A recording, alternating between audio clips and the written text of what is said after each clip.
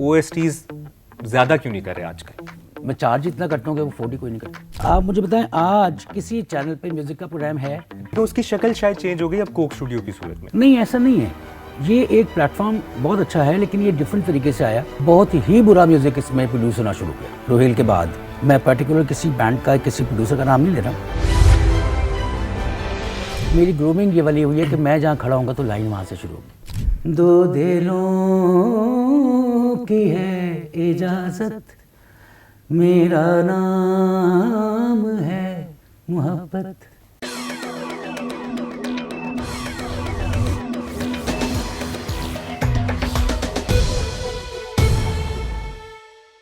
अस्सलामुअलैकुम, कैसे हैं आप लोग? जियो पॉडकास्ट की एक और एपिसोड के साथ आपकी खिदमत में हाजिर हैं। मैं हूं मुबशर हाशमी।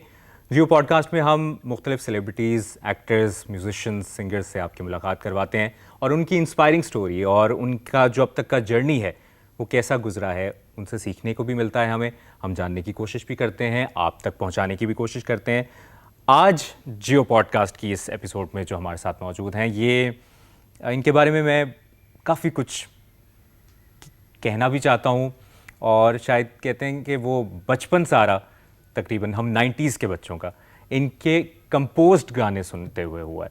और इनके बारे में अगर मैं लिस्ट निकाल लूँ, OSTs का दौर आया 99-2000s में, और उस वक्त जब पायनियर्स की अगर बात की जाए, OSTs पाकिस्तानी ड्रामों में एकदम म्यूज़िक जो इतना खूबसूरत प्रोड्यूस होने लग गया, कंपोज होने लग गया, तो यकीनन कभी ना कभी आपने सोचा होगा कि ये इतना अच्छा म्यूज़िक कहाँ से बनने लग गया था। तो आज वो शख्सियत हैं जिन्होंने PTV और प्राइवेट मीडिया के लिए इतने ज़बरदस्त OSTs बनाए। और मैं, ये तो हो गया एक प्रोफेशनल इंट्रोडक्शन। एक पर्सनल इंट्रोडक्शन ये है कि मेरे बचपन और सेमी जवानी का हिस्सा एक ड्रामा आया 2003-04 में, जिसका नाम था मेरा नाम है मोहब्बत। वो ड्रामा शायद इतना चला या नहीं चला, लेकिन वो गाना आज भी मेरी प्लेलिस्ट में है। वो है मेरा नाम है मोहब्बत। और वो गाया किसने, कंपोज किसने किया, और फिर उस गाने की ख़ास बात ये थी वो फिर बॉलीवुड तक गया, वो कॉपी हुआ। मेरे साथ मौजूद हैं पाकिस्तान के सबसे अंडररेटेड म्यूजिशियन, कंपोज़र, और मैं समझता हूँ कि ये एक ज़बरदस्त म्यूजिशियन है, ज़बरदस्त कंपोज़र है, जो इनको वेटेज मिलना चाहिए था, मिलना चाहिए है, वो अभी तक इनको नहीं मिला। जो ये प्यार डिज़र्व करते हैं, जो इनका टैलेंट है, मैं इनका बहुत बड़ा फ़ैन हूँ। मेरे साथ मौजूद हैं वकार अली भाई। बहुत बहुत शुक्रिया वकार भाई। Thank you for a lovely intro. और बहुत कुछ कह दिया आपने। तो वकार भाई, बहुत सी बातें करनी है, और वकार भाई के बारे में आप लोग जब सर्च करेंगे ना, तो ऐसे ऐसे गाने, ऐसे ऐसे OSTs कंपोज आपने किए हुए हैं कि हम कहते हैं यार ये आला है, नहीं नहीं नहीं, ये उससे बेहतर है, ये उससे बेहतर है। क्या राज था इन सब के पीछे, और जर्नी कहाँ से शुरू हुई, आजकल क्या कर रहे हैं, और वो OSTs ज़्यादा क्यों नहीं कर रहे आजकल? हाँ, ये अब इस एक सवाल में तीन सवाल तीन सवाल। शुरू Over तो to you. जाहिर है जी, एक बहुत अच्छा दौर था वो। उस वक्त पहले तो बैंड्स सारे, वाइटल साइंस, जुनून और सारे कोलाज, ये सारे बैंड्स थे, और बहुत म्यूज़िक हो रहा था 90s में, जिसमें मैंने अपने पैसे आने दे और ये वो वीडियोस भी आए, इकतारा, काफ़ी सॉन्ग्स उस तरह से। ड्रामों का जहाँ तक है तो वो पहला ड्रामा मुझे बहुत अच्छा मिला, और सीमा रिजवी और तस्मीना रिजवी, जुल्फ़कार अहमद शेख, इन लोगों ने, अली रिजवी साहब मरहूम, इन लोगों ने मुझे मौका दिया कि मैं उस ड्रामे में, आंसू ड्रामा था, हसीना आपा का लिखा हुआ था, और बहुत गाया अच्छी, था अली अज़मत ने। अली अज़मत से जी, मैंने और फिर वो लोगों को कंपोज आज किया। तक वो याद है, जो उस दौर के लोग हैं, वो बाद में भी। एग्जैक्टली वो बड़ा अच्छा ये सीन था कि उस वक्त लोग, कोई क्रिएटिव डिपार्टमेंट्स उस तरह से नहीं होते थे कि जो OSTs भी सुनते हों और कहें नहीं जी ये चलेगा या नहीं चलेगा। तो वो सारा का सारा प्रोड्यूसर, डायरेक्टर और कंपोज़र की एक मेहनत होती थी, जो कि अब नहीं है। तो मेरे एंड से तो खैर अभी भी वही वैसे ही है, लेकिन वो बड़ा अच्छा हमें काम करने का मौका। मैंने कहा कि ठीक है मैं करता हूँ, लेकिन अली अज़मत से करवाऊँगा। अब यकीन करें, अली को मैंने घर बुलाया, अली ने कॉम्पोजिशन सुनी, तो उसने कहा यार वकार, यार ये तो तू बहुत अच्छा गा रहा है यार, तू क्यों नहीं गाता, तू गा दे यार, तुझसे अच्छा मैं क्या। मैंने कहा भाई जब ये तू गाएगा ना तो एंड हो जाएगा, आग लग जाएगी। तुम इसको बहुत अच्छा गाओगे और ये तुम्हारा गाना है, इसको ओन कर लो। और उसने बहुत ही अच्छा गाया, बहुत दिल से। अली को बल्कि ये गाना पर्सनली मिलता रहता है तो वो बताता है कि यार ये वाला बहुत ही ज़ाहिर है अच्छा लगा। ज़ाहिर है उन लोगों को कोई इतनी ज़रूरत नहीं थी OSTs की कभी भी, उनके अपने सॉन्ग्स जुनून के और अली के बाद में भी बहुत अच्छे आइटम्स हैं उन लोग के, लेकिन ड्रामों के उसने मेरे लिए गाए। बल्कि उसके बाद भी उसने मेरे साथ 3-4 प्रोजेक्ट्स किए। तो ये कि आर्टिस्ट का अपना एक वो होता है, तो वो गाना बहुत अच्छा लगा लोगों को। वहाँ से एक ट्रेंड सेट हुआ कि ये जो ड्रामा बनेगा तो उसका एक सॉन्ग भी होगा। बल्कि मैंने फिर ये टर्म OST जिसको कहते हैं, ये आंसू से ही शुरू की थी कि ओरिजिनल साउंड ट्रैक लिखा जाएगा, OST होता है ये नहीं होता कि जी एक नज़म आ गई, उससे पहले ही होता था कि उस ड्रामे की कहानी उस गाने में बयान होती। और फिर एक बताने के लिए भी कि वो ऑडियो जो वो जनरेशन है जो ड्रामे से बाहर भी गाना सुनती है ना, वो सिर्फ ड्रामे में तो सुनती है, लेकिन वो ड्रामा ख़त्म हो गया तो उसके बाद अब वो गाना तो सुनते रहेंगे वो लोग। तो इसी तरह से मेरे गाने उस वक्त जो 90s में किए थे, 2000 में किए थे, वो अभी भी लोग वैसे ही सुनते हैं। उनकी प्लेलिस्ट मैं सबके सामने बताया, मेरा नाम है मोहब्बत मैंने आज तक नहीं देखा, लेकिन मेरा नाम है मोहब्बत आज तक हमारी प्लेलिस्ट में है। और यकीनन मैं ये जब अपलोड हो रहा होगा और जब लोग देख रहे होंगे तो मैं ज़रूर चाहूँगा कि मेरा नाम है मोहब्बत में जो इन्होंने मोहब्बत भर दी है ना, वो अगर आपने नहीं सुना तो आपने मिस कर दिया। और उस दौर के गाने में मेरा नाम है मोहब्बत में वो सारे एक्टर्स हैं जो आज सुपरस्टार्स हैं, वो उस वक्त नए नए आए थे। और उन पर वो फिल्म बंद हुआ था। बहुत लोग थे। गज़नफ़र अंकल का ये था कि वो कहते थे कि ये कैमरा ENG है, जाओ ले जाओ, दफ़ा हो जाओ, और ड्रामा लेकर आना मुझे नहीं पता, मेरे और कोई पैसे ऐसे नहीं है, जो गेट आउट। तो वो ये वाला अच्छा म्यूज़िक का वो बड़ी रिस्पेक्ट करते थे। लेकिन मेरे साथ भी होता था कि जैसे मैं ज़्यादा उनसे क्वेश्चन कर रहा हूँ तो वो उनका ये होता था कि यार वकार आप बना के लिए हैं बस। मैं तो थे बहुत इतनी बड़ी रिस्पॉन्सिबिलिटी, इकबाल अंसारी, तो ये लोग बहुत अच्छा गाइड करने वाले लोग। इवन और जैसे चैनल्स हैं, मैं नाम नहीं उस तरह से लूँगा, लेकिन बड़े लोग ही होते हैं। इमरान असलम साहब एक बड़ा नाम, मरहूम, वो उनका बताना किसी चीज़ को, हम एक प्रोजेक्ट कर रहे थे, हम देखेंगे, तो वो बड़ा हॉर्न करने वाला था। ऐसी छोटी मोटी बात नहीं थी ना, ऐसा ही है। तो वो तो ये था कि हम देखेंगे, लाजिम है कि हम भी देखेंगे। तो और हमने देखा जी। तो उसको लहक लहक के नहीं गाना। तो वो पहले इस तरह की बड़ी अच्छी थी, अब ख़त्म हो गई। भाई कंपोज़र इतनी ज़बरदस्त म्यूज़िक कंपोजिशंस बनाते हैं, और लेकिन रिग्रेट नहीं होता कि वो गाना उस वोकलिस्ट की आवाज़ में ज़िंदा रहता है वो। और same goes with the lyricist जो लिरिक्स लिखता है, क्या क्या बोल पड़े, लेकिन वो सिर्फ क्रेडिट ले जाता है कहीं ना कहीं म्यूजिशियन, वोकलिस्ट या एक्टर ले जाता है जिसने उस पर परफॉर्म किया होता है। तो ये रिग्रेट नहीं होता कि मुझे ही गाना चाहिए था, मुझे ही सामने होना चाहिए था, या कंपोज़र का दिल बड़ा होता है, वो उसकी भूख उसी में होती है कि मेरा म्यूज़िक लोग सुन रहे हैं। हाँ, मेरा ख्याल है कि इसको एक और एंगल से भी देखना चाहिए। वो ये है कि अगर वो कंपोज़र है, अगर वो सिंगर बनने का शौकीन था और हादसाती तौर पे कंपोज़र बन गया, जो कि ज़्यादातर हमारे पाकिस्तान में ऐसे ही हैं, और वो गाने के उसमें, हालांकि मैं गाता था, मेरे वीडियोस आ चुके थे, लेकिन चूँकि मैं सजाद भाई के साथ बहुत अरसे से, मैंने 83 के उनका एक एल्बम था गोल्डीज़ नॉट ओल्डीज़, मैंने उसमें कंपोज किए थे पहले गाने। तो मैं कंपोज करता आ रहा था, मुझे नहीं पता था कि मुझ में ये टैलेंट ज़्यादा है कि मैं कंपोज करूँगा। लेकिन अगर मैं कंपोज़र हूँ तो मुझे मैंने अपनी कॉम्पोजिशन देखनी है, और मुझे वो जो आई एम अ प्रोफेशनल, तो मुझे वो किसी की आवाज़ में जो कि उसको बहुत अच्छा डिपिक्ट कर सकता है, वो आवाज़ चाहिए। मैं क्यों गाता रहूँगा हर, I am not a singer. मैं तो गाता हूँ, मेरा नाम है मोहब्बत। उन्होंने खुद ही मुझे कहा कि आप व्हाई डोंट यू सिंग। मैंने कहा आई कैन, बट आप देख लें क्या। उन्होंने कहा आप गाएं, आपकी आवाज़ में चलेगा। और वो फिर ठीक है, आपने गाया और अमर हो गया। उस पर हम अलग से बात करेंगे, वो मेरा जोन है। हाँ, मैं उस पर अलग से बात करूँगा। लेकिन जो इस वक्त हमें सुन रहे हैं, देख रहे हैं, सजाद अली लेजेंड म्यूजिशियन के भाई हैं, तो आप दोनों की केमिस्ट्री भी बड़ी अच्छी रही। इन्होंने जो कंपोजिशन की हुई है एक और लव स्टोरी जो मूवी आई थी, उसमें सिंड्रेला आपने सिंड्रेला उसमें नहीं था। सिंड्रेला अलग से, सोनी लग दी हो मैंने सोनी लग दी, मैं भी ख़रीदार हूँ, लारी अड्डा, और फिर ये सिलसिला चलता रहा। और फिर ब्रेथलेस सॉन्ग भी आपने गाया, 2 गाए आपने। जियो के लिए आपने बहुत से कंपोज किए। तो ये सारे गानों की थोड़ी थोड़ी अगर आप हमसे कुछ स्टोरीज शेयर कर सकें। एक और लव स्टोरी, एक्चुअली मैं, सजाद भाई और लकी, हम लोगों की एक प्रोडक्शन थी एंड साउंड मास्टर। लेकिन आपको हैरत होगी कि उस फिल्म के म्यूज़िक का तो मुझे अवार्ड मिला, निगार अवार्ड, और उसमें म्यूज़िक कंपोज़र मेरा ही नाम आया, जबकि वो कॉम्पोजिशन सजाद भाई ने की है, उन्होंने कंपोज की हुई थी।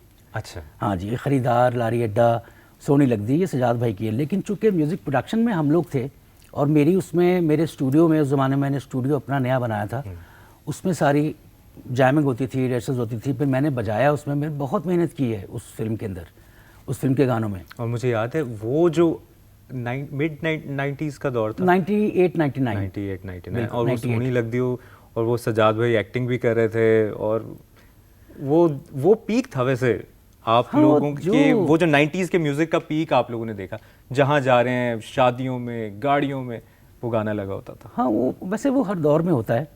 अगर 10 साल 15 साल गुजर जाएंगे तो ये हमें पीक लगेगा, ये जो टाइम जा रहा है कि यार 2025 की क्या बात थी। अब जो जनरेशन उस वक्त बड़ी होगी, तो वो मैंने अभी कुछ अर्से पहले परिजाद किया था। परिजाद हम सफ़र आपने कंपोज किया जी। तो वो उस वक्त जो बच्चे पैदा हुए थे, तो वो उनका तो बचपन का हो गया ना। तो वो चलता रहेगा, it's a never ending story. लेकिन बात यह है कि आजकल जो OSTs बन रहे हैं, यानी मैं स्टार्ट करूंगा, बहुत से अच्छे OSTs हैं। अहमद जाज़ेब का भी रिसेंटली आया था, फिर ये मेरे पास तुम हो बड़ा हिट हुआ, बहुत हिट हुआ। आजकल की music audience YouTube, social media वगैरह की वजह से ज़्यादा बढ़ गई है, या उस दौर में भी लोग ज़्यादा सुनते थे लेकिन रीच कम थी? नहीं, उस वक्त रीच ज़्यादा थी। इस बात को उल्टा कर लेते हैं। उस वक्त हमें लगता है कि शायद उस वक्त कम होगी, लेकिन उस वक्त रीच ज़्यादा थी, क्योंकि उस वक्त ऑडियो था, विजुअल्स नहीं था। कि किसी को, किसी म्यूजिशियन को या किसी भी आर्टिस्ट को अपना सॉन्ग देने के लिए, हाँ, ये ज़रूर था कि म्यूज़िक वीडियोस भी थे, लेकिन ये काम चैनल का था, क्योंकि उस वक्त चैनल पे म्यूज़िक के प्रोग्राम्स आते थे, तो उसमें आप अपना जो भी हल्का फुल्का वीडियो करा के उस पर चला देते थे, वो वहाँ रन होता था। आप मुझे बताएं, आज किसी चैनल पे म्यूज़िक का प्रोग्राम है? नहीं, है ही नहीं। और आप करते थे म्यूजिक मेनिया, PTV में। मैं डायरेक्ट करता था वो। तो हम तो यानी, लेकिन उसकी शक्ल शायद चेंज हो गई अब कोक स्टूडियो की सूरत में, नेस्कैफे बेसमेंट की सूरत में। ऐसे नहीं, ऐसा नहीं है। ये एक प्लेटफॉर्म बहुत अच्छा है, लेकिन ये डिफरेंट तरीके से आया। इसमें सब लोगों को अपना म्यूज़िक जो है वो दिखाने की, सुनाने की वो जगह नहीं मिलती है। जाहिर है कि वो लिफ्टेड म्यूज़िक है ज़्यादातर, इनके अंदर हुए हुए गाने हैं, फोक है तो उसी के पीछे लगे हुए हैं। या डाडी के से बाहर नहीं आया, उसके अंदर ही जाके बैठ गए। या डाडी, भाई नया या डाडी बनाया ना यार। भाई बात ये है कि या डाडी भी तो बना था ना। फोक जो है ना, उसकी डेफिनेशन ये कि जो जिसका ना पता हो कि जी ये किसने किया था, ये आइटम किसका था, ये पता नहीं कब से लोग कहानियों में गाते आ रहे हैं, लोग सुनाते हैं, तो वो फोक हो जाता है। जैसे कि हो सकता है कि हम सफ़र जो है वो एक ज़माने में फोक हो जाए, क्योंकि अगर नहीं पता होगा लोगों को कि यार ये वकार अली नाम का एक बंदा था, उसने बनाया था, क्यूबी ने गाया था। कहेगा पहले किसने गाया था? यार पहले पता नहीं शायद उसने गाया था या किसने गाया था, मोहम्मद जावेद ने गाया, तो वो फोक हो जाएगा। तो इसी तरह से लेकिन नई चीज़ें। अच्छा, कोक स्टूडियो की भी अगर पर्टिकुलरली हम बात करें, वो भी 3 फेजेस में हुआ। रोहेल हयात ने भी किया, स्ट्रिंग्स ने किया, फिर अब जुल्फ़ी कर रहे हैं। जुल्फ़ी जब से कर रहे हैं, उसकी रीच उस तरह इस जनरेशन तक ज़्यादा है, शायद उस जनरेशन के हिसाब से चल रहे हैं। पसूड़ी एक बहुत बड़ा हिट हो, बहुत। तो पसूड़ी के बाद बहुत सी चीज़ें कोक स्टूडियो की चेंज हो गई। और आपके ख्याल में इन तीनों फेजेस को आप कैसे देखते हैं? स्ट्रिंग्स का फेज़, रोहेल हयात का, जुल्फ़ी का। रोहेल वाला एक बिल्कुल डिफरेंट था, तो वही एक बहुत अच्छा क्लीन म्यूज़िक एक प्रोड्यूस हुआ था, जो कि रोहेल, इन सब में म्यूजिशियंस और प्रोड्यूसर बहुत अच्छे हैं। तो उनका जाहिर है कि वो उन्होंने एक इंडस्ट्री में इतना बड़ा चेंज लेकर आए, लेकिन आहिस्ता आहिस्ता ग्रेजुअली वो बढ़ने की बजाय नीचे आना शुरू हो गए जब और लोग भी इसमें आए। तो वो जो एक उसमें एक इंडिविजुअलिटी थी अपनी, कोक का जो साउंड था वो तो बेड़ा गर्क की जाहिर है सुनाई दिया। फिर लोगों ने ये भी कहा कि जनाजा निकल गया कोक का, या जो भी है। हमारा बुरी बात है, अगर ये आप कट करना चाहें तो कर सकते हैं। नहीं हम चलाएंगे जो अच्छा, आप कह रहे हैं। तो वो इसीलिए कहा कि बहुत ही बुरा म्यूज़िक इसमें प्रोड्यूस होना शुरू हो गया रोहेल के बाद। मैं पर्टिकुलर किसी बैंड का किसी प्रोड्यूसर का नाम नहीं ले रहा हूँ, लेकिन म्यूज़िक इंजीनियरिंग साउंड की वर्स्ट जो रोहेल खुद करता था, बहुत अच्छा। मुझे पर्सनली रोहेल बहुत आपको ऑफर नहीं हुआ कोक स्टूडियो कि आप बिल्कुल मुझे ऑफर हो गया था, लेकिन मैं उसकी कोई एक एपिसोड करने के मूड में नहीं था। मैं कोक पूरा सीज़न करने के मूड में था कि इसको मैं, और जो मैं चाहता था वो ये कि इसमें लिफ्टेड सॉन्ग्स ना आए और हम लोग नए काम पे फोकस करें। बलोची मैं लिखवाऊंगा, मैं बनाऊंगा। सिंधी फोक मैं बनाऊंगा। पंजाबी मैं लिखवाऊंगा, मैं बनाऊंगा। नया बनाएंगे, जो होगा नया होगा। गाए हुए गाने क्यों ला रहे हैं इतने? मैं यही सवाल पूछना चाह रहा था कि क्यों रंजिश ही सही और गुलों में रंग भरे, अभी ना जाओ छोड़ के, ये ही चल रहे हैं, और आप नुसरत फ़तेह अली खान साहब की कवालियाँ वो ही रिपीट चल रही है, तो नया कंटेंट क्यों नहीं बन रहा? वो रिपीट हो रही है और उस पर नाम भी कुछ और आ रहा है। यानी कि पोइट का नाम जो है ना, वो सिंगर ने अपना नाम दे दिया कि जी ये मैंने लिखा है, जबकि वो बेदिल साहब का था। इस तरह के मैं आपको कितने गाने दिखाऊं, कितने सॉन्ग्स दिखाऊं। है यही कि जो इंडोर्स हो जाता है। मुझे ये बताएं कि एक बोतल है, आपको दुकान पे जाएं आप, तो आप वो ड्रिंक मांगें और वो आधी पी भी हो किसी ने, कोई लेगा कोई? वो तो वही वाली बात है ना। आप एक बोतल, एक चीज़ जो यूज़ हो गई है उसको, ठीक है एक रोहेल ने किया तो बहुत अच्छा किया, लेकिन यार अब इसको फॉर गॉड सेक छोड़ देना। मैं कंपोज़र हूँ, मैं फिर वही बात करूँगा कि मैंने मुझे पता है कि मैं कंपोज़र हूँ, तो मैं कंपोज करता हूँ। और इसको बहुत अच्छे आर्टिस्ट हैं, मुझसे कहीं ज़्यादा अच्छे वोकलिस्ट, राहत फ़तेह अली ख़ान, असरार, अली अज़मत, सजाद अली, शफ़क़त अमानत अली, आबदा परवीन, सनम मारवी। मैं किसी का नाम अगर भूल गया हूँ तो मैं माफ़ी चाहता हूँ। बहुत सारे हमारे जो आर्टिस्ट जो क्यों भी, मकसद ये लोग क्या हल्के आर्टिस्ट हैं? नहीं ना।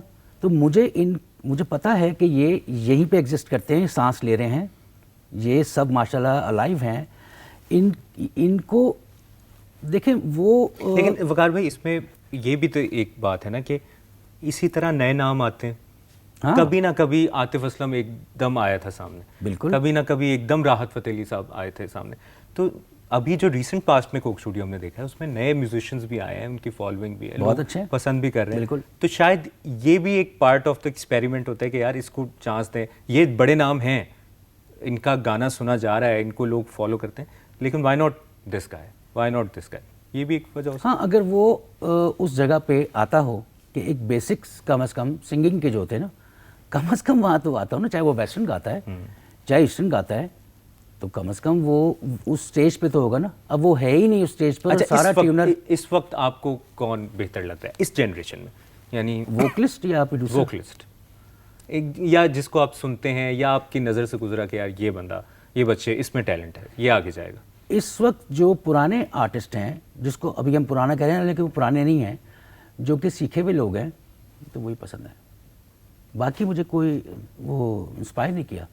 तो आजकल के म्यूजिशियंस आपके ख्याल में वोकलिस्ट सीख नहीं रहे, लेकिन एक बस बाथरूम सिंगिंग से थोड़ा सी एक पिच पकड़ी, आवाज़ समझ आई, लोग भी उसको वो सुन लेते हैं, वो हफ्ते 2 हफ्ते का हिट होता है, उसके बाद वो ज़्यादा आगे नहीं जाता। जो ज़्यादा आगे जाते हैं वो आपको पता है आर्टिस्ट, वो कभी पुराना नहीं होगा। राहत फ़तेह अली ख़ान कभी पुराना नहीं होगा, सज्जाद अली कभी पुराना नहीं होगा।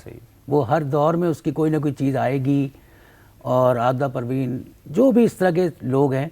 और ये नहीं कि हमारे चूँकि ईस्टर्न क्लासिकल म्यूज़िक सीखे हुए लोग ज़्यादा हैं, और वेस्टर्न तो मेरा ख्याल है कि आप यानी प्रेफर करते हैं जो सीखे हुए हों, और आप जो बड़े नामों का जिक्र कर रहे हैं, वाकई उनकी शायद रिप्लेसमेंट भी नहीं आनी। नहीं हो सकता, आ जाए। जावेद बशीर हैं, सीखा हुआ है ना यार। ये नहीं कि क्लासिकल सीखा हुआ है, सीखा हुआ तो वैसे तो गाता है ना कम से कम। तो वो इस तरह अच्छा के वकार भाई, आर्टिस्ट हैं। एक कंपोजर के लिए एक अच्छा वोकलिस्ट होना एज देता है उसको, बिल्कुल एज देता है, और क्योंकि आपको इसने एज दिया? जब किसी इंसान के पास अगर वो कंपोज कर रहा है तो वो पोइट्री भी तो है ना। देखिए जो अल्फाज हैं जिनको कंपोज करते हैं हम लोग, इन अल्फाज के कुछ दाखिली रास्ते होते हैं और कुछ खारजी रास्ते होते हैं। इन अल्फाज में जाना, इनसे बाहर आना। तो जो कंपोज़र को उसके अंदर ये चीज़ होगी कि वो उसको गा सकता है अच्छा। जैसे अच्छे कंपोजर्स थे वो जो अपने स्टाइल से, जैसे आर डी बर्मन या उस्ताद नज़र हुसैन, या जो ये जो खुद गाते थे ना, वैसा लता जी भी या मैडम भी कहते थे कि यार जो उन्होंने सुनाया सी सानू यार है वो नहीं हैगा। मैं गाता है लेकिन बस वो उन्होंने बहुत अच्छा गाया था, नहीं वो है। मैं भी अपने दिल से गा के सुनाता हूँ। अच्छा, आपने इतने कंपोज किए गाने, परीज़ाद, हमसफ़र, मेरा नाम है मोहब्बत, कौन सा कंपोज सॉन्ग अपना सबसे ज़्यादा पसंद है, जो कहते हैं यार ये वकार अली, ये मैंने एंड कर दी? नहीं, मुझे कोई गाना अपना अच्छा नहीं लगता इस तरह मुझे कोई भी नहीं पसंद। अच्छा, नहीं नहीं नहीं, नहीं। सर मेरा नाम है मोहब्बत तो एक दफ़ा बहुत अच्छा है वो, लेकिन वो मुझे ये नहीं हुआ कि यार मैंने कमाल कर दिया। नो, मैंने यानी बहुत वो बड़ा अभी म्यूजिक सुना आना है। बाकी है। नहीं, आई डोंट नो वो। अच्छा, मैं एक और भी चीज़ क्लियर करूँ, जैसे आपने इंटरव्यू में बताया था कि शायद वो जगह वो नहीं मिल सकी, ऐसा नहीं है। हमें इस दौर में शायद लगता है ऐसा, या मेरे शायद करीबी लोगों को लगता होगा कि यार और लोगों को, यार सबकी जगह है, सबको मौका मिलता है। बिल्कुल, जो जिस आप मैं इसको एक बार फिर बताना चाहूँगा, जिस जगह पे आपको इज्जत मिली है उससे कहीं ज़्यादा आप डिज़र्व करते हैं। अच्छा। क्योंकि ये वो गाने हैं जो अगर सर 20 साल बाद इस बेस पे आपका पॉडकास्ट हो रहा है, इन गानों पे, या इन गानों का जिक्र हो रहा है, तो ये अमर हुए गाने मुबश्शिर, तो हमें याद है। मैं सॉरी टू इंटरप्ट यू, मैं आपको बताता हूँ, क्विंसी जोन्स अंडररेटेड नहीं है। कहाँ माइकल जैक्सन, कहाँ क्विंसी जोन्स। वैसे इस हिसाब से माइकल जैक्सन को आज भी दुनिया जानती है। डेविड फॉस्टर को कौन जानता है? मैडोना को जानते हैं। आपको पता है इस आदमी ने दुनिया के मशहूर गाने कंपोज किए और बड़े आर्टिस्ट ने गाए हुए। कहाँ है? यानी कहाँ से बनाता है? वो अपनी ज़िंदगी गुजार रहा है। He is very happy. Composer फिर कंपोजर के साथ यही एक सिलसिला होता उसको है। थर्स्ट नहीं होता कंपोजर को, वो जो एक, या लोग उसका रॉयल्टी पे चल रहा होता है कि ठीक है इससे पैसे आ रहे हैं, सही। रॉयल्टी तो होती नहीं है वैसे। और इत्तेफाक से हम जिस हमारी जो सरजमीन है यहाँ पे लॉ नाम की चीज़ ज़ाहिर है वो है ही नहीं। तो ऑडियो में तो खैर बिल्कुल ही नहीं है, तो वैसे लॉ नहीं है। तो इसमें कोई लॉ ही नहीं बनाया हुआ। हमने बड़ी कोशिश की थी कि यार ये 1 रुपया जो होता है ना, मेरे गाने मेरा ख्याल है कि कुछ 11 दफ़ा तो चलते हैं दिन में, मिनिमम बता रहा हूँ, सारे चैनल्स पे, रेडियो पे। मैं कभी भी रात में गाड़ी चलाता हूँ तो सुनता हूँ। तो यार आई एम वेरी हैप्पी माशाल्लाह। जी, तो पाकिस्तान का भी आपने जी जी जी, अब मैं इससे बिल्कुल ही बाहर निकल चुका हुआ हूँ। मैं अपनी लाइफ गुजार रहा हूँ, गाड़ियाँ चलाता हूँ, बड़ी गाड़ियों का शौक़ है मुझे, और 4 व्हीलर। मैं इधर उधर टूर मारता रहता हूँ और यूरोप चला जाता हूँ। हाँ, ये ज़रूर है कि जो कंपोजर्स हैं उनको मेरा एक मशवरा ये है कि वो जब बहुत काम कर रहे होते हैं तो वो उस वक्त अपना एक दिमाग ज़रा सा इस चीज़ पे भी लगाएं कि जब एक टाइम ये होता है ना कि इतवार नहीं पता होता, तो इतवार को भी काम होता है, छुट्टी वाला दिन कोई नहीं होता। और फिर ये होता है, एक टाइम ये भी होता है कि जब बुध भी छुट्टी वाला दिन होता है, ऐसे ही यानी सही बात बुध को क्या करे तो छुट्टी है। तो बहुत काम कर लिया होता है, तो उसमें आप कुछ उसके लिए बना के रखें, अपनी ऐसी एक जगह तक अपने आप को सेट करें कि पैसिव इनकम में आ जाए। सारी ज़िंदगी ये ज़रूरी नहीं कि आपने मेहनत ही करते रहने, मर जाना है। सही बात। अब आराम भी तो करना है ना कभी, उसके लिए कुछ जोड़ें और दिमाग अपना लगाएं किसी ऐसी जगह पे, कहीं ऐसे अर्निंग हो रही है कि स्विमिंग पूल में आप लेटे हुए हैं, पीना कोलाडा पी रहे हैं और पैसे जनरेट हो रहे हैं। वाह, उसके लिए आप जैसे टैलेंटेड भी होना चाहिए था। मैंने शराब में पैसा नहीं उड़ाया, मैंने किसी और शबाब कबाब कहीं नहीं। लेकिन आपकी आवाज़ और आपके म्यूज़िक जितना भी आपने कंपोज किया, उससे लगता है कि मोहब्बत कोई बड़ी गहरी हुई थी। मुझे सबको होती है, कौन सी ऐसी बात है? वो मोहब्बत मिली या फिर वो भाभी की सूरत में है या एक होता है कि बस? यार बचपन में ना मुबश्शिर ये होता है कि आप ये समझ रहे होते हैं कि यार बस ये जो है ना छोटी एज में वो हो जाता है, और आप समझते हैं कि यार ये मुझे नहीं मिला, और ये, हालांकि आप जब ग्रो करते हैं तो पता लगता है कि यार ये था, मोहब्बत जो थी वो दो दिलों की इजाज़त नहीं थी। नहीं थी बिल्कुल। लेकिन वो ऐसा भी हो सकता है कि आपकी, मेरी जब शादी हुई तो उसके बाद मुझे अपनी वाइफ से बहुत मोहब्बत है, वाह। तो वो तो कभी कमी नहीं हो सकती। तो वो जो मैं देखता हूँ पीछे के बचपन में, अगर कभी कहीं मेरी सोच थी किसी के लिए, तो वो एक मोटिवेशन बन गई होगी कि उसके लिए करना है, ये करना है। हाँ वो मोटिवेशन नहीं बनी, वो बाद में पता लगा वो बचपना था। अच्छा, ये भी रियलाइजेशन बड़ी बात है, हो जाती बाद में होती है, लोगों को बहुत होती है, इसीलिए कुछ आपको पता है लव स्टोरीज इतनी ज़्यादा, लव मैरिज ज़्यादा चलती भी नहीं। वो असल में शुरू में लग रहा होता है, जब आप ग्रो करते हैं। और वो अक्सर लोग कहते हैं ना, वो मोहब्बत ही क्या जो मिल जाए, मोहब्बत का ना मिलना ये एक नई बात है। बिल्कुल, ये एक अलग बात है। ऐसे। अच्छा वकार भाई, आपने वो दौर देखा है जो इंडस्ट्री जब कमर्शलाइज हो रही थी, आपने वो उस ट्रांजिशन को देखा है। इस पूरे प्रोसेस पे आपका क्या टेक है? इंडस्ट्री का कमर्शलाइज होता हुआ देखना और फिर वो ऐसा।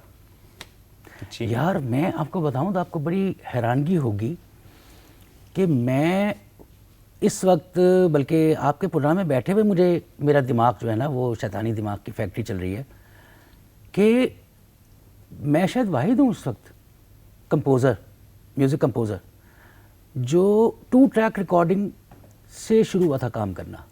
मैंने 2 ट्रैक रिकॉर्डिंग पे काम किया हुआ, जब 2 ट्रैक थे। जब वोकलिस्ट गाता था तो साथ उसके म्यूजिशियंस बैठे होते थे, शायर भी बैठा होता था, और अगर किसी म्यूजिशियन से, वायलिन से गलती हो गई तो वोकलिस्ट दोबारा गाएगा पूरा गाना, यानी कि नो कॉन्ट्राइजेशन, कुछ नहीं, लाइव रिकॉर्डिंग, सारे बैच की, बहुत बड़े बैच की। तो ये सजाद भाई के साथ मुझे मौका मिला, जब सजाद भाई आए थे सिल्वर जुबली से भी पहले। तो ये 82 से मैं काम कर रहा हूँ, 82 से हम रिकॉर्डिंग्स कर रहे हैं, ये 2 ट्रैक। उस हमारे सामने 4 ट्रैक आया, फिर हमारे सामने 16 ट्रैक की मशीन लग गई, और जाहिर है शालीमार स्टूडियो, शादाब स्टूडियो, यहाँ पे हम लोगों ने बहुत काम किया। EMI बहुत काम, आसिफ साहब, मुश्ताक अब्दुल्ला, मुश्ताक साहब, मुश्ताक अब्दुल्ला भी। तो ये प्रोसेस, उसके बाद कीबोर्ड की सीक्वेंसिंग आ गई कि अब आप बहुत सारे, फिर एक कीबोर्ड आया TS10 इनसोनिक का, उसमें अनलिमिटेड ट्रैक्स आप रिकॉर्ड करते रहे, बैच बनाते रहे।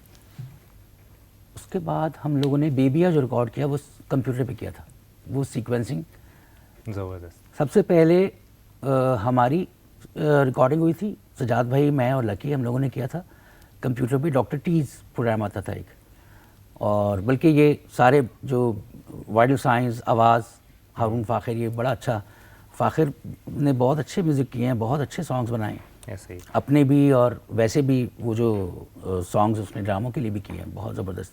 कभी कभी प्यार हो, बहुत बहुत अच्छे, बल्कि मैंने भी फ़ाखिर को एक गाना OST हुमायूं की ड्रामा सील थी उसके लिए गवाया, बहुत अच्छा गाया इसने। ज़बरदस्त। अच्छा, ये तो एक आपकी जर्नी चल रही थी, इस दौरान जो कहते हैं ना कि भाई, सगे भाई के साथ एक ऐसा कनेक्शन होना, मिलके म्यूज़िक करना, और फिर आप सबकी इतनी आवाज़ें कैसे प्यारी हैं। सज्जाद भाई के बच्चे देख लें, लकी अली को देख लें, सज्जाद भाई तो लेजेंड है, आपके माशाल्लाह कंपोजिशन, आवाज़, और आपकी बेटी भी मेरे ख्याल में म्यूज़िक को पढ़ने गई थी, और उस बारे में भी आपने बताया जी, वो पहले वो बताएं, और फिर ये कहाँ से इतनी खूबसूरत आवाज़ें, टैलेंट क्या है इस ब्लड लाइन? मुझे तो खैर कभी पता ही नहीं था, मुझे तो सज्जाद भाई की आवाज़ हमेशा चलती थी। ये लोग कहते थे कि यार तुम भी गाया करो, तो मुझे अपनी आवाज़ जो है वो तो रिकॉर्ड होने के बाद कहीं पता लगना शुरू हुआ कि अच्छा यार मैं भी गा सकता हूँ भाई, कुछ है मेरे अंदर भी। तो मेरी वाइफ मुझे बहुत कहती थी कि आप गाया करें, तो वो गाने के बाद ज़ाहिर आइडिया हुआ। बेटी जो है मेरी, वो मेडिकल करने के लिए उसने NTSB किया, फिर उसका एडमिशन हो रहा था, तो उसने फरमाइश की कि पापा मुझे म्यूज़िक सीखना है। तो मैंने कहा बेटा म्यूज़िक की तुम्हें सीखने की क्या ज़रूरत है, करना क्यों है, क्या एकेडमी तो घर पे ही है। हाँ, लेकिन वो सिखाने के लिए नहीं है, म्यूज़िक शौक के लिए भी होता है, कहीं किसी बुक में नहीं लिखा हुआ। मैं अक्सर लोगों को, बच्चों को ये कहता हूँ कि इसको प्रोफेशन बनाने की गर्ज से ना सीखें, या इस म्यूज़िक कर रहे हैं, म्यूज़िक सीखने से ज़्यादा मेरा ख्याल प्ले करने की चीज़ है, खेलने की चीज़ है। इसको कहते हैं लेट्स प्ले, लेट्स प्ले। तो लेट्स प्ले है, खेलो यार इसके साथ, ज़रा दोस्ती करो इसके साथ, कुछ बजाओ, कुछ गाओ, माइक लो, कीज़ बजाओ, स्ट्रिंग्स बजाओ, कुछ करो यार। तो लोग इसको बड़ा सीरियस ले लेते हैं, फिर इससे पैसे कमाने का सोचना शुरू कर देते हैं। ये ज़रूरी नहीं है। मैंने शुरू में 15 साल म्यूज़िक किया, एक पाई नहीं मुझे पता था कि इसमें मिलनी है। तो मैं तो जर्मनी जा रहा था, मेरा वहाँ ड्यूशे यूनिवर्सिटी में ब्रेमेन में एडमिशन हो चुका था। मैं पढ़ने वाला बच्चा घर में हमेशा रहा हूँ, तो मुझे तो वहाँ जाना था। मैं तो बेबी आ गया तो फिर मैं नहीं गया, फिर हमारा बैंड बन गया इधर। तो इसको मैंने कहा, बेटी को मैंने कहा अच्छा तुम्हें सीखना तो बस शौक की हद तक सीखना। फिर मैंने इसको लंदन से करवाया, royal college of music London से इसने ग्रेड 8 किया, यानी कि पहले ग्रेड 2, फिर grade 4, then 5, then 7 and then 8। तो वो तकरीबन कोई 11 साल का ये कोर्स होता है, इसने 3 साल में किया है। तो ये पहली पाकिस्तानी है जिसने रिटन म्यूज़िक, नोटेशन और पियानो प्लेइंग और कॉम्प्लेक्स चाइकोस्की, बीथोवन, मोज़ार्ट, हेडन के कॉम्प्लेक्स म्यूज़िक जो थे ना पियानो के, वो सिम्फनीज इसने बाकायदा याद किए हैं। असद एक लड़का है जो कि he is a very good pianist, उसने इसको हेल्प आउट किया सारा, क्योंकि मैं इसमें इतना ज़्यादा नहीं था। उन्होंने अपनी कि मैंने शुरू तो करवाया उसको, लेकिन अब आगे किस तरह लेके चलना है। रॉयल कॉलेज का पूरा सिलेबस जो कि पूरा नोटेशन में है, वो कहाँ से कैसे याद होगा, शुरू की तो मैंने करवा दी इसको। उसके बाद वो लड़का, उसने बहुत मेहनत की, मेरी बेटी ने बहुत मेहनत की दिन रात। 3 साल ये सारी हार्डेस्ट रिकॉर्डिंग और ये वो सारे, फराज अहमद का गिटार रिकॉर्ड कर रही है, बहुत सारी चीज़ें इसने की, कुछ चीज़ें गाई भी इसने, स्टूडियो में रही मेरे साथ, काफ़ी टाइम गुजारा।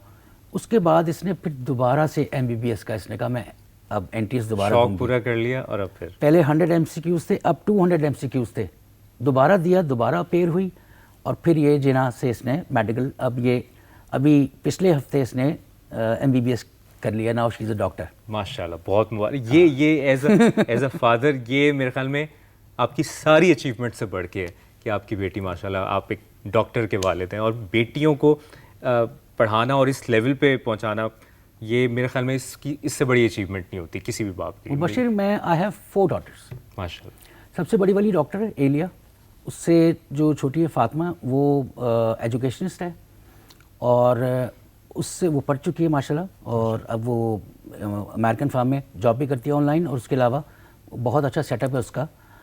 वो उस पर वर्टिक्स एकेडेमिया उसका स्कूल है, और वो पढ़ा रही है माशाल्लाह। उसके अलावा उससे छोटी है, वो प्री मेडिकल कर रही है अभी, दुआई अली, और सबसे छोटी है रोज़ैल।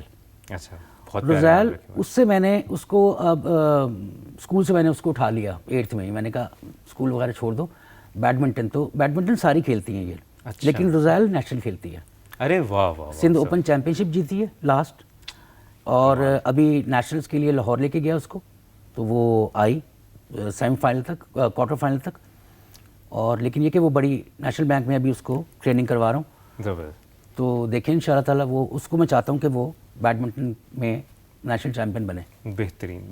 अब आ जाते हैं मेरा नाम है मोहब्बत की पूरी कहानी पे, क्योंकि ये इस वजह से पॉडकास्ट हो रहा है। मेरा नाम है मोहब्बत की लिरिक्स कंपोज फिर आपसे सुनना भी है मैंने, और फिर जब ये प्रीतम ने कॉपी किया, आपको पता चला वो कहानी, और फिर एज अ कंपोज़र गुस्सा कितना आया। वो इन दिनों भी बहुत हिट हुआ, और वो आज भी बहुत लोग उसमें, वो फिल्म भी बड़ी हिट हुई थी, और वो गाने की वजह से भी बड़ी उसका इम्पैक्ट पड़ा था। तो वो पूरा थॉट प्रोसेस हमसे शेयर करें, वो क्या था मेरा नाम है मोहब्बत कंपोज करने से पहले और फिर प्रीतम तक। अच्छा, मैं शुरू अजीब तरीके से करता हूँ उसको। हमारा एक सॉन्ग था जो कि एक बहुत मशहूर चैनल का था, जीने दो जीने दो, लोगों को ज़िंदा रहने दो। जियो न्यूज़ का सर जी जियो न्यूज़, मैंने कहा मैं नाम यस, और वो आज भी जी इस पे भी हम आएंगे कि जियो के लिए आपने बड़ा काम किया। ये कंपोज किया था सजाद भाई ने, लेकिन इसको अरेंज हम लोगों ने मिलके किया था, और बल्कि शानी के साथ हमने किया था। शानी बहुत अच्छा म्यूज़िक करते हैं, उसके साथ उस ज़माने में नया नया वो काम कर रहा था, तो ये सीक्वेंस किया सारा इसका ट्रैक वगैरह। और इसमें हमने अली अज़मत, अहमद जहांज़ेब और अली हैदर एंड सजाद अली, और शायद एक और आर्टिस्ट, मैं क्यों मेरे जहन में नहीं आ रहा, 5 शायद आर्टिस्ट थे फाखिर, इसमें। शायद। नहीं, फाखिर नहीं था। अच्छा। फाखिर बहुत अच्छा आर्टिस्ट है, लेकिन उसमें नहीं था। उसमें ये 4-5 आर्टिस्ट थे। जियो को और जीने दो लोगों गुनगुना। को जिंदा रहने दो, रहने दो ना, रहने दो कह- ना। कहने दो। हाँ, बड़ी अच्छी बात थी ये। बहुत प्यारा है। इसकी रिकॉर्डिंग चल रही थी साउंड मास्टर में, और मैं हर आर्टिस्ट को गवा गवा के उसको लाइनें याद करवा करवा के पागल हो चुका था तकरीबन। और उस रात इनके जाने के बाद मैंने मेरा नाम है मोहब्बत का म्यूज़िक किया था और गाया भी था। यानी ये वो दौर है जब, अब तो बड़ा इजी हो गया ना सारा कुछ, कि यार अभी मैं सोऊंगा थोड़ी देर। उसमें ये सीन नहीं था। उसमें ये था कि कमिटमेंट है और हम कर सकते हैं। तो 2 दिन 3 दिन नॉन स्टॉप नैप लिए बगैर काम, इतनी एनर्जी होती थी। मैंने 3-3 दिन काम किया हुआ बगैर सोए हुए, आधे घंटे की नैप भी नहीं ली, और काम सारा सोचने का। तो इकबाल अंसारी साहब और गजनफर अंकल की मुझे कॉल आई और उन्होंने मुझे बताया कि एक बहुत ही अच्छी हम लोग सीरीज़ बना रहे हैं। It's not a drama serial, it's a series.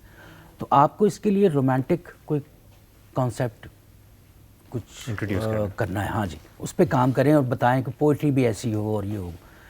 तो पोइट्री आपकी? नहीं, मोहम्मद नासिर, अच्छा, बहुत प्यारी पोइट्री। उन्होंने दो ये दिलों बात की है थी, इजाजत मेरा बड़ी नाम अच्छी है। बात थी। कुछ तहरीरें लिखते रहना, पहले अपने कहीं घर और में से चलते शुरू हुआ, वो खोई खोई सी, धीमी धीमी सी, थोड़ी अनकही, थोड़ी सी मुस्कुराती, दो दो दिलों की है इजाज़त, मेरा नाम है मोहब्बत। तो ये इजाज़त के बारे में बात हो रही है और मोहब्बत के बारे में बात हो रही है कि वो कह रहा है कि यानी मुझसे तुम्हें सिर्फ मोहब्बत मिलेगी और कुछ नहीं मिलेगा। मेरा नाम है मोहब्बत, मेरा नाम बहुत मोहब्बत है। इससे सिर्फ, तो मुझे ये ऐसे ही फील हुआ कि मैं जो खुद हूँ, मेरे से एंगर शायद ना मिले, नेगेटिविटी मुझसे निकलती ही नहीं। मैं कहीं बैठता हूँ या मैं अपने साथ बैठता हूँ, जब ज़्यादातर वैसे मैं अपने साथ ही बैठा होता हूँ, तो मुझे मोहब्बत ही निकलती उसमें भी ये था ना, कुछ तहरीरें लिखते रहना, अपने घर में चलते रहना, कहते हैं ये। अनजानी बातों में भी कुछ तहरीरें लिखते रहना, अपने घर में चलते रहना, अनजानी बातों में भी होती है दिल की लगी, सूखे लम्हों में बारिशों के किनारे, होंठों पे सनसनाहट, मेरा नाम है मोहब्बत, दो दिलों की है इजाज़त, मेरा नाम है मोहब्बत। बड़ी सिंपल लाइंस पे काम हुआ। सारे आपके कंपोजिशन म्यूजिक एक तरफ, ये एक तरफ, क्या कमाल, बहुत प्यारा। सवाल जवाब, बहुत ज़बरदस्त, बहुत सवाल जवाब है। तो फिर ये आता है और बहुत अपने दौर का हिट होता है, फिर एकदम पता चलता है, कोई बताता है life in a metro Bollywood में प्रीतम ने कॉपी किया है इन दिनों। पहले आप ये देखें कि मैंने ये गाना बनाया, अच्छा बिल्कुल ही वो कॉपी इन दिनों। हाँ, वो आज के नहीं, मेरे तो पता नहीं कितने गाने कॉपी हुए, सिद्धार्थ भाई के बहुत गाने कॉपी, लेकिन वो कोई ऐसी बात नहीं है। मैं इसको वैसे बुरा नहीं समझता। पाकिस्तान ने तो पता नहीं कितने गाने कॉपी किए, तादाद ही नहीं है। तो वो, और दूसरी बात है, ये वैसे भी कोई मुकाबला नहीं है। किसी को कोई चीज़ अच्छी लगती है तो चलो उसने वो कर लिया। हाँ, क्रेडिट तो मिलना चाहिए। बस बात ये आती है कि क्रेडिट, मेरा ये परिजात जो है, ये मनीष मल्होत्रा ने जब इसको इंडोर्स किया और उसने कहा अपना फैशन डिज़ाइन नया, उसका प्रोडक्ट लॉन्च हो रहा था, उस लॉन्चिंग में उसने ये गाना लगाया परिजात का, उसका एक पीस लगाया और उसने मुझे क्रेडिट दिया। अरे वाह, ये बड़ी जो बात। क्रेडिट मुझे चैनल से नहीं मिला। उसके बाद या इंडियन कंपोजर्स या इंडियन म्यूज़िक मर गया था क्या? वो इतने खुले दिल के हैं कि उन्होंने इसका एक पार्ट उठाया और वो लगाया उसके साथ और अपनी पूरी वॉक उसके ऊपर करवाई, अपने नए ब्रांड की। यार बड़ी बात। और उसके साथ उन्होंने दिया और देखिए, वकार अली। इजाज़त लेना ये बड़ी बात है। उसके बाद जो हमारा चैनल है जिससे ये लॉन्च हुआ था, फिर उन्होंने अपनी न्यूज़ में भी दिया है कि जी पाकिस्तानी कंपोज़र मैं बता रहा हूँ ना इतना। तो प्रीतम से कोई राब्ता हुआ उसके बाद? यार हुमायूं मेरे पास एक दफ़ा आया, हुमायूं सईद, और वो स्टूडियो आया कि यार मुझे आपसे बड़ी ज़रूरी बात करनी है, बताना है आपको कुछ। मैंने कहा अच्छा आ जाओ। तो वो आया, कहता यार मैं इंडिया गया हुआ था, आमिर खान ने उसको बुलाया था, तो कहने लगा कि वो वहाँ मैंने एक फ़िल्म देखी तो उसमें आपका गाना चोरी कर लिया उन लोगों ने। ये किसने कहा है? हुमायूं सईद। अच्छा। मैंने कहा अच्छा चोरी क्या मतलब चोरी कर लिया? मैंने तो कहीं सेफ में थोड़ी रखा हुआ। तो कहने लगे नहीं वो वही छाप दिया उसने, एक बंदा है नया, उसका डेब्यू था बाय द वे प्रीतम का। अच्छा जी, ये, और उस पे उसको फिल्म फेयर मिला। अच्छा, डेब्यू पे ही? हाँ, और हमने यहाँ पे डेब्यू किया, हमने पता नहीं क्या क्या दे दिया, लेकिन बहरहाल चलें। खैर, चैनल्स अलबत्ता ज़रूर करते हैं, इंडोर्स करते हैं, और मुझे बुलाया गया, हम टीवी ने मुझे बुलाया कनाडा, और इस पे अवार्ड दिया। मेरे लिए बहुत बड़ी बात है, मुझे बहुत खुशी हुई इसकी।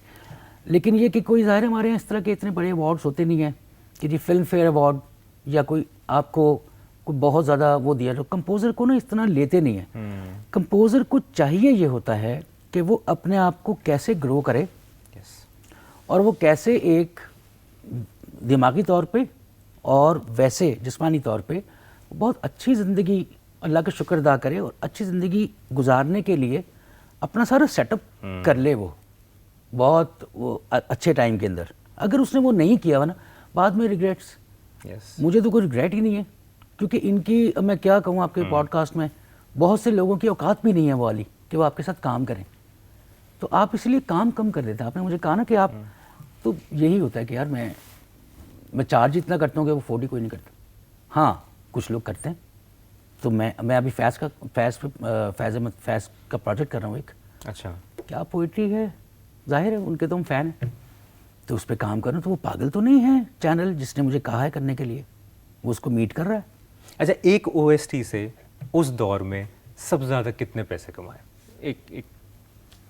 एक OST से? एक OST सबसे ज़्यादा? यार मैं बताता हूँ, जिस ज़माने में, फिर मैं कंपैरिजन करना चाहता हूँ कि 2000 से 2025 तक 25 सालों में आज OST कितना लोग चार्ज करते हैं और उस वक्त कितना करते थे? आज उतना चार्ज करते हैं जितना मैंने कभी चार्ज ही नहीं किया था।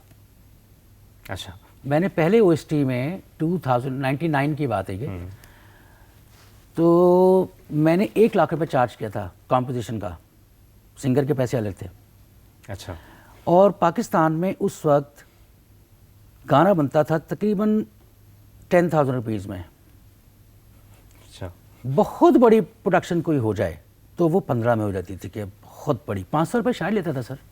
अरे 500 रुपीज़, 99 की बात कर रहा हूँ। अंदाज़ा लगे। तो वो और जिस पे सारा गाना तो कहते हाँ, हैं लेकिन मेरा मैं भरा पूरा था कि मैं पूरी दुनिया घूम चुका था। सजाद भाई के साथ हमने इतनी परफॉर्मेंस की हुई थी, मैबले के अंदर कितनी परफॉर्मेंस हुई हुई थी।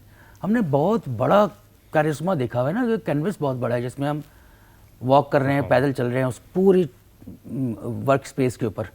और वर्क स्पेस उस वक्त हमारा जो वर्क टाइम था वो 1400 आवर्स कहते हैं ना, कि प्रो बनने के लिए आपको कम से कम देने होते हैं म्यूज़िक में ना 1400 आवर्स।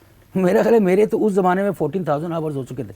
99 की बात कर रहा हूँ। हम लोग भरे पूरे बहुत म्यूज़िक कर चुके थे, बहुत दुनिया देख ली थी, बहुत ट्रैवल कर लिया था, बड़ी तस्वीरें, उससे ही अंदाज़ा होता है कि उठाए हुए हैं। आज कितना चार्ज करेंगे। तो मैंने पहला, हालांकि मुझे बहुत ज़रूरत थी उस वक्त, तो मुझे इन लोगों ने चांस दिया। जुल्फ़कार अहमद शेख ने, उसने मुझे चांस दिया। नबील जो एक्टर है, ये भी नबील, जुल्फ़कार एंड तस्मीना, इन लोगों ने मुझे चांस दिया इसके अंदर। इतनी बड़ी ड्रामा सीरियल तो आप कर लोगे, आप करें। मैंने कहा ज़बरदस्त, मैं करता हूँ। तो मैंने इनसे बैकग्राउंड म्यूज़िक भी ले लिया उसका। तो वो उस वक्त मैंने 100,000 चार्ज किया, जबकि जहाँ जो चार्ज हो रहा था ना वो 10,000 रुपीज़ होता था भाई। कंपोज़र बेचारे ये थे। तो अब जाहिर है कि लेकिन वो बात है, अब सुनने वाले को होगा कि यार 10,000 रेट था, 1 लाख लिया। वही फिर गाने भी वही जिंदा रहते हैं जो फिर उस मेरिट पे होते हैं। 25 साल बाद भी आज हम उन गानों का जिक्र कर रहे हैं या उन OSTs का जिक्र कर रहे हैं, तो उसके पीछे वो कैलिबर, वो मेरिट था जो वो डिजर्व। यार मुबश्शिर टाइम बहुत देता था ना मैं। आज भी गाने बहुत अच्छे बनते हैं जो दूसरे लोग बना रहे हैं, बहुत अच्छे, नवीद नौशाद बहुत अच्छे गाने बनाता है, बग्गा बहुत अच्छे गाने बनाता है, बहुत अच्छे हैं, और भी बहुत से कंपोजर्स हैं, बड़ी अच्छी अच्छी चीज़ें बनाते हैं। पैसे बहुत कम लेते हैं, जाहिर है आज के हिसाब से उनको ज़रा थोड़ा ज़्यादा चार्ज, लेकिन अब ये उनकी एक वो होगी, वो अपने हिसाब से अगर नहीं करते तो मेरा कभी कभी आपको मार्केट में रहने के लिए आपको कभी ले लिए कभी नहीं लिए, रेलेवेंट रहने के लिए? नहीं मुबश्शिर, मेरा ख्याल है मेरी ग्रूमिंग ये वाली हुई है कि मैं जहाँ खड़ा हूँगा तो लाइन वहाँ से शुरू होगी, वाह, मैं दूसरे के पीछे, लाइन के पीछे नहीं खड़ा हूँगा। हम अकेले ही करते रहे, लगा अभी भी उसी तरह से करते हैं। वाह ज़बरदस्त। मैं जहाँ खड़ा होता हूँ मुझे पता है कि यार मैं यहाँ खड़ा हूँ बहुत इनकिसारी के साथ, कोई इसमें बड़कपन नहीं है, मैं जहाँ खड़ा हूँ बस, अब पीछे कोई किसी ने आना तो आ जाए, नहीं आना तो गो टू हेल। मैं यहाँ खड़ा हूँ, मैं अपना मेरा ये लाइन है, मैं इस पे चलूँगा। ये नहीं कि किसी ने ड्रॉ की थी लाइन, मैं उसके पीछे चलूँगा, नहीं यार इसका। और मैं आई एम वेरी हैप्पी, अल्लाह ने बड़ी अच्छी ज़िंदगी दी है अल्हम्दुलिल्लाह। वकार भाई, बहुत सा आपका म्यूज़िक है, बहुत से कंपोजर्स को आपने सुना भी होगा, आपकी इंस्पिरेशन या आप किनको एडमायर करते हैं? हाँ, मैंने असल में बहुत म्यूज़िक सुना है मुबश्शिर। अच्छा, और मज़े की बात यह है कि मेरे बड़ों ने जो मुझे तालीम दी उसमें एक चीज़ बहुत अच्छी मुझे बताई गई, वो ये कि अपने कानों की हिफाजत करना। वाह, बुरा म्यूज़िक नहीं सुनना, बस सुनना ही नहीं है, वो कानों में ना पड़े, वरना वो आप सुनने का मतलब है कि आपके दिमाग में भी कहीं बैठेगा, वो जाके किसी शॉर्ट टर्म मेमोरी में या परमानेंट मेमोरी में वो कहीं आ जाएगा। तो बुरा म्यूज़िक नहीं सुना, जहाँ कहीं बहुत बुरी आवाज़ उस तरह से वो दुनिया सुन रही है, हमने नहीं सुना। Favourite composer? मैंने सजाद भाई ने बहुत फाइनेस्ट म्यूज़िक जो होता है ना, बस वो सुना है, और पूरी दुनिया का बहुत फाइनेस्ट म्यूज़िक सुना है, जिसमें के डेव ग्रूजिन जाहिर है, मोजार्ट, बेथोवन, वेस्टर्न क्लासिकल मैंने बहुत सुना है, हम दोनों ने ही बहुत सुना है, और आर डी बर्मन, मेरा फेवरेट चिक कोरिया, स्टीवी वंडर और आर डी बर्मन, ये वो।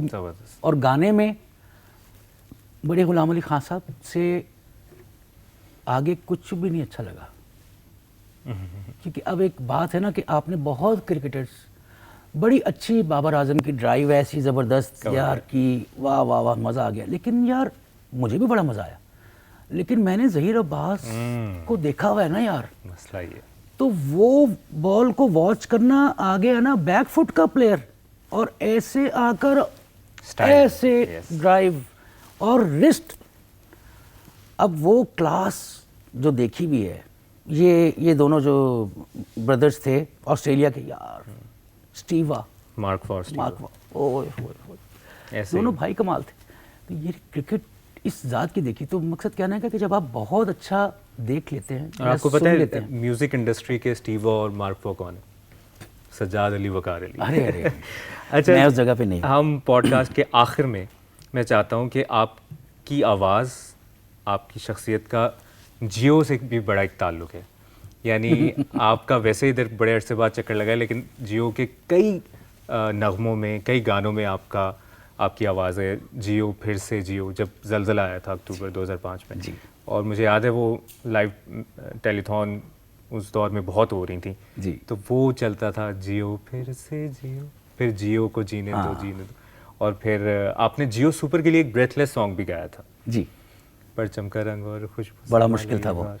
नदीम असद राइटर थे उसके, उन्होंने लिखा था, इमरान साहब और इब्राहिम साहब का ये प्रोजेक्ट था, और पर्सनल उन लोगों की बहुत ही इन्वॉल्वमेंट थी इसके अंदर। और ये हमने मेरे घर की तरह था यहाँ ना, बिल्कुल जो मैं आता था तो ये लॉन्च हो रहा था चैनल, तो मेरा जो ये ब्रेथलेस था ये जियो सुपर के लिए तो बाद में बना, जब सुपर लॉन्च हो रहा था। उससे पहले जब ये लॉन्च हुआ है ना एंटरटेनमेंट, तो ये उसके लिए था। एंटरटेनमेंट हम लोगों के सामने हम ही थे लॉन्च के वक्त, तो सारा इसका म्यूज़िक की क्रिएटिविटी सारी वो लॉन्च, मेरा जो वो गाना था, आईडीज जो कहते हैं, आईडीज भी थी। वो जो जियो की न्यूज़ की जो आईडी है न्यूज़ वाली, शानी ने बनाई है, बहुत अच्छी, जो अभी भी चलती है। ये तो, हाँ बहुत, वो अक्सर लोग समझते हैं कि मैंने की है, मैंने नहीं की भी वो। अच्छा, वो हाँ, शानी। वो जो क्रेडिट जिसका है, बिल्कुल। शानी बहुत अच्छा म्यूजिशियन है, उसने किया था। लेकिन मैं तो और एक उससे फिर पहले की बात कर जियो रहा तो हूँ। ऐसे किसने किया कंपोज? शानी। जियो तो ऐसे 2-3 तरह के बने थे। या फासिला जरूर। हाँ, ये वाला, ये बहुत अच्छा, उसी ने गाया था खुद। वो तो अब नगमा हाँ। ऐसे कोई खुशियां आ जाए हाँ। तो वही लोगों को नेशनल। मैंने दूसरे चैनल के लिए किया था उस जमाने में, पाकिस्तानी तुझे सलाम। हाँ, यस, सब याद। तो वो तूने मैंने ऐसा गाया किया था, है तूने ऐसा किया है काम। तो ये जो प्रोजेक्ट्स थे ना, ये मैं बिल्कुल ये घर की तरह था। ये लिफ्ट, ये सीढ़ियाँ, यहाँ पे आना, अच्छा इन लोगों का मेरे स्टूडियो आना, हम लोग बैठे। फिर एक इन्हीं लोगों की एक ड्रामा सीरियल थी जो राना शेख साहिबा ने डायरेक्ट की थी, पार्टीशन एक सफ़र। हाँ जी जी, बिल्कुल मुझे याद। उसके 31 सॉन्ग्स किए थे मैंने। अरे वाह। मुझे पूरे पाकिस्तान के म्यूजिशियंस को बुलाया था रानापा ने, और सबके इन्होंने इंटरव्यू कर लिया, और सारे, अली अजमत भी था उसमें, अली हैदर, पता नहीं, मैं हैरान के सब वहाँ आए में। आखिर में मेरा, अच्छा जो बाहर आ रहा था ना, वो मुझे दिखता था, वो कहता था, ओए वकार, तू ले जाना है। कहता था यार मैं, अच्छा मुझे अजीब ही हो रहा था कि यार ये, जब मेरी बारी आई तो मैं, ज़ाहिर है बिल्कुल ही ईजी हुआ था, क्योंकि तकरीबन सबकी बातें हो चुकी थी। तो मुझे लगा जैसे फॉर्मेलिटी है। खैर मैं जाके मिला राना पास, लेकिन वो हमारे डाखाने भी मिल गए, हमारी चॉइसेस, हमारी लाइक्स डिसलाइक्स सारी की सारी इकट्ठी हो गई। और जो उनको म्यूज़िक पसंद था, इत्तेफाक से मुझे वो बहुत ही पसंद था। और बस वो फिर हमने उस पैटर्न पे, मुझे बड़ा मज़ा आया वो प्रोजेक्ट करने का। 31 गाने। कमाल कमाल। वकार भाई, आखिर में मैं चाहूँगा कि जियो फिर से जियो, अगर आपको याद है उसकी बोल, और जियो को जीने दो जीने दो, और इसी पे हम एंड करेंगे पॉडकास्ट का। ये सुनाने से पहले मैं आपका तहे दिल से शुक्रगुजार हूँ कि आप आए, आपने 4 चांद लगा दिए। और ऑफ एयर तो मैंने, ऑफ द रिकॉर्ड तो आपको कहा है, ऑन एयर भी मैं कहना चाहता हूँ कि हम आपके बहुत बड़े फैंस में से। Thank you. और आपका काम बड़ा ज़बरदस्त है, और अगर आप काम अपने कम कर दिए तो सर ज़्यादती ना करें, करते रहें, ताकि ये जो जनरेशन है, अगली जनरेशन तक आपका म्यूज़िक जाए। और मैं चाहता हूँ कि 25 साल बाद मेरा बेटा आपके गानों को अरे वाह वाह जिक्र कर रहा हो। वाह वाह, इंशाल्लाह। अच्छा, वो जो गाना है वो, उसके मुझे बोल बिल्कुल भी याद नहीं है। ये ज़रूरत है कि वो गाते हुए, जियो फिर से जियो, हाँ वो इतना बड़ा इंसिडेंट था, फिर से जियो, बसा दो फिर नया इनके लिए एक जहां। हाँ, जियो फिर से जियो, चलो फिर से जियो, बना दो फिर नया इनके लिए एक जहां। कुछ इस तरह की लाइन्स थी वो। बेहतरीन। वकार भाई को आप सर्च करें, और वकार भाई ने जितने ज़बरदस्त म्यूज़िक कंपोज किया हुआ है, OSTs इनके इतने ज़बरदस्त पुराने, हमने कितने का जिक्र किया। हम सफ़र परिज़ात तो हमें अभी रिसेंटली याद है, लेकिन मेरा नाम है मोहब्बत ज़रूर सुने, आंसू जो अली अज़मत से इन्होंने गवाया था, और बहुत से इनके गाने हैं। और इनको फिर मैं कहूँगा कि इनको वो प्यार, ड्यू क्रेडिट और ड्यू रिस्पेक्ट मिलनी चाहिए, और मिल रही है। और वो हम आपके बड़े शुक्रगुजार हैं, and thank you so much. Thank you. अपना बहुत ख्याल रखिएगा। जियो पॉडकास्ट में आज हमने आपको वकार भाई की कहानी सुनाई, वकार भाई का ये पूरा जर्नी कैसा रहा ये हमने जाना।